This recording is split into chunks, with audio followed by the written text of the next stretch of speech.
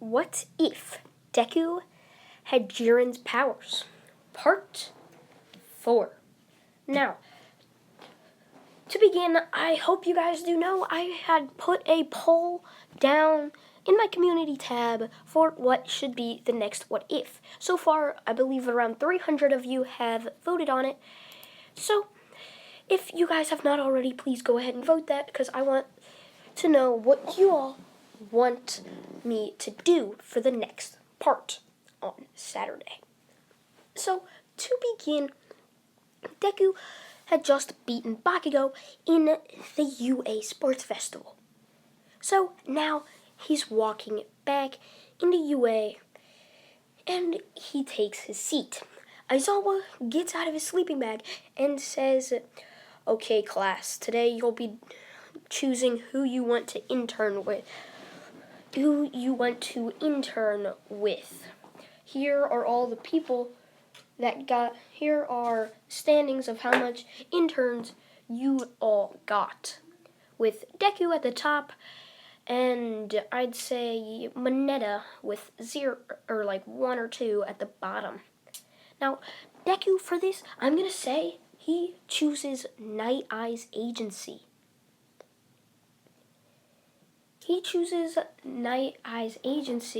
Now, this is where it could go pretty much 2 ways. It can either go no ship or yes ship. I think most of you guys will say no to this idea, but since he's going to Sir Nightaye's agency so early on, I was thinking I could go ahead and make Mirio a girl, and Deku could think that her wanting to save 1,000,000 people is admirable. So that could happen. I could do female Mirio, and that's the ship, or there could be no ship to it. But I'm not going to do a ship in this part. That will probably come later in the last 2 parts if you guys do accept it. Now, Deku, of course, goes to Sir Nightaye's agency, where he sees Bubble Girl in Tickle Hell.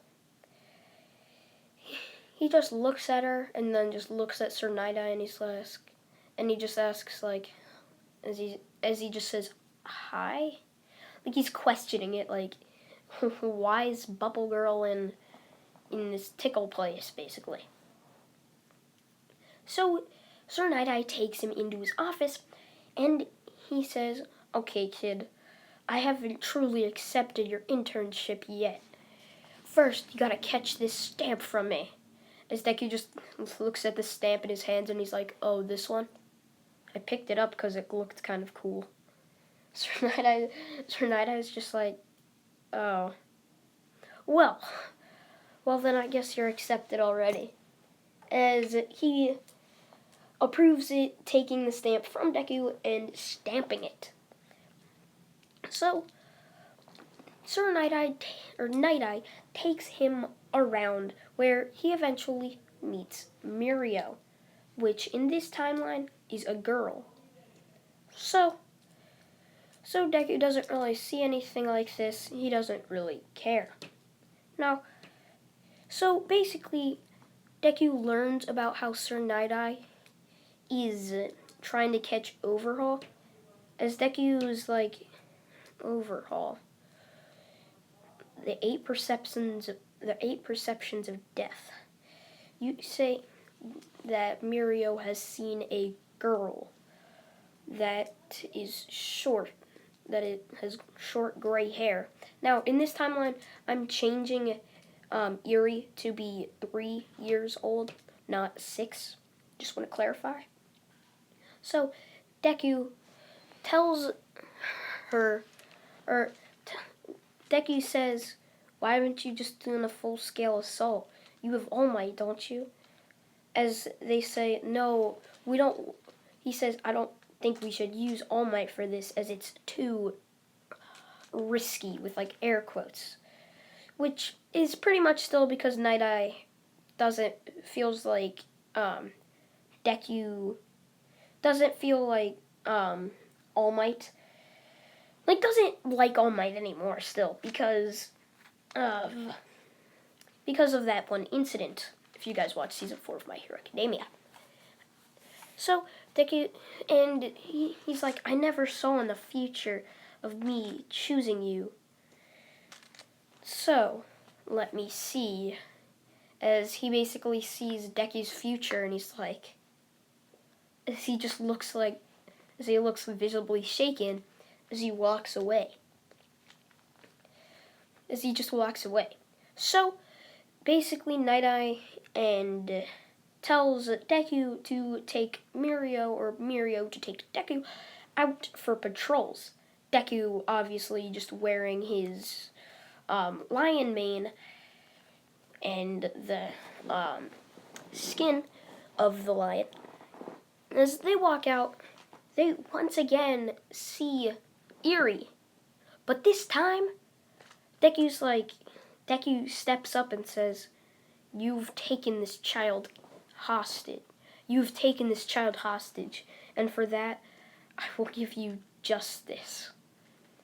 As basically, Deku takes this girl and gives her to Mirio and says, please. As Deku says, Mirio, take her away. Take her to Night-Eye's agency.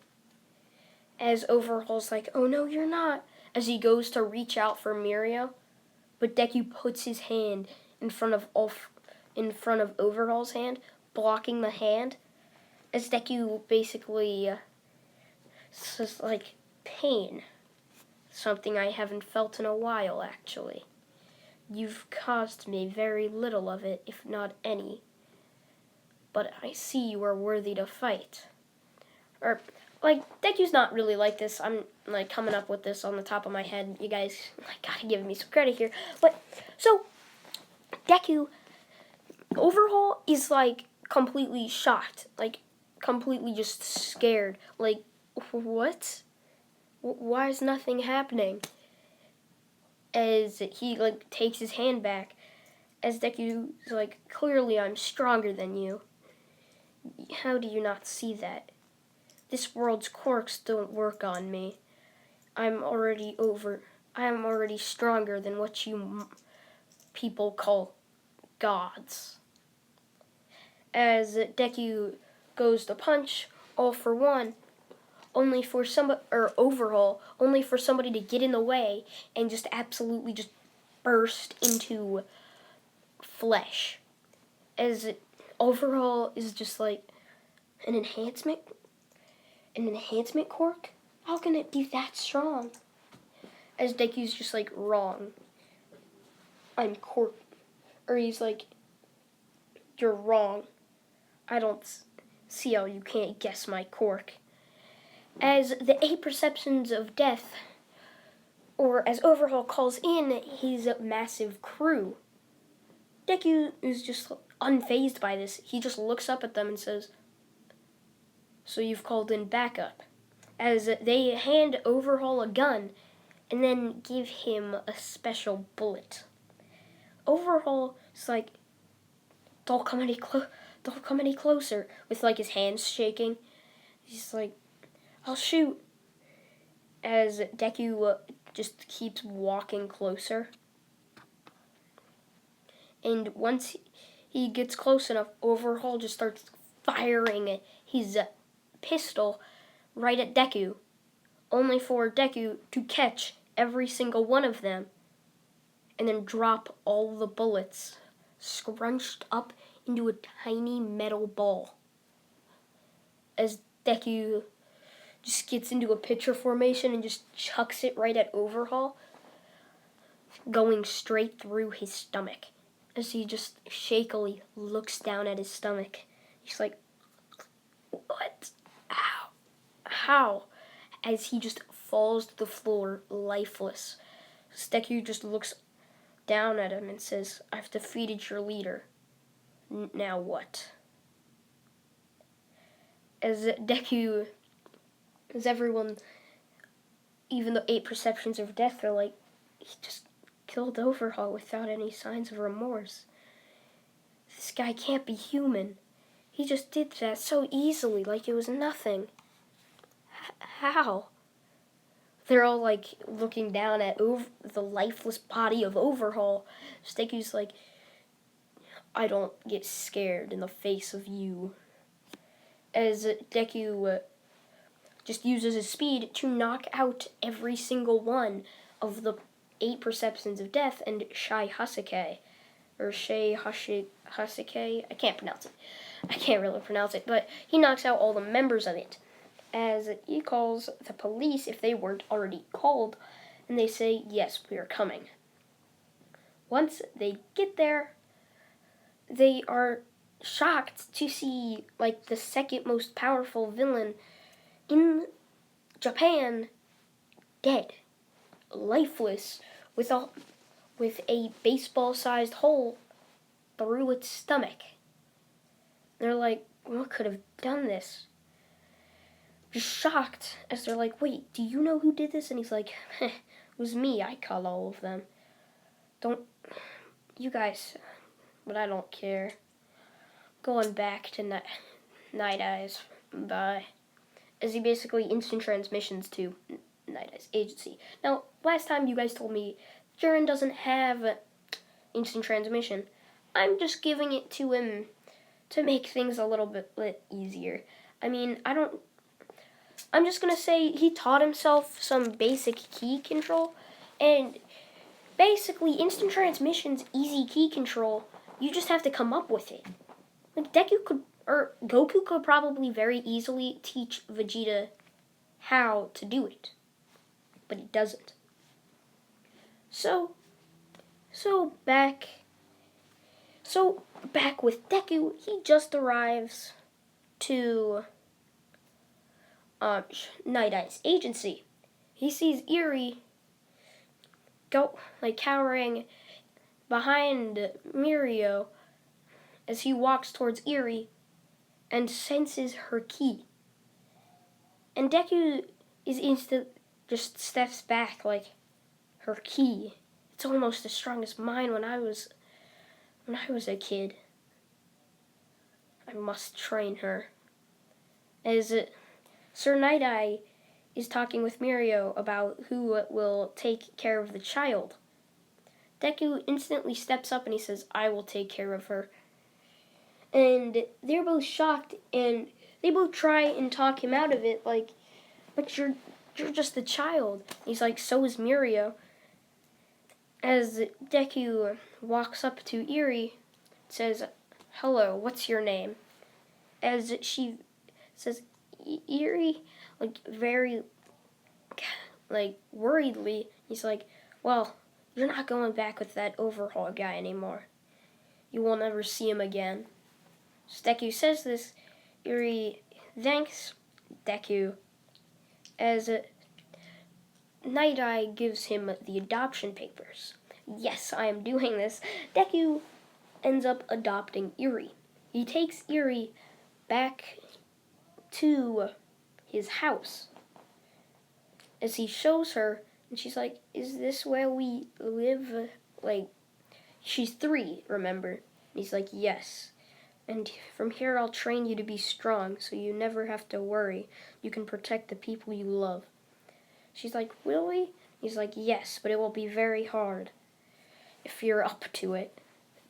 As she basically thanks him, and he says, so the first thing to do is to train your ki.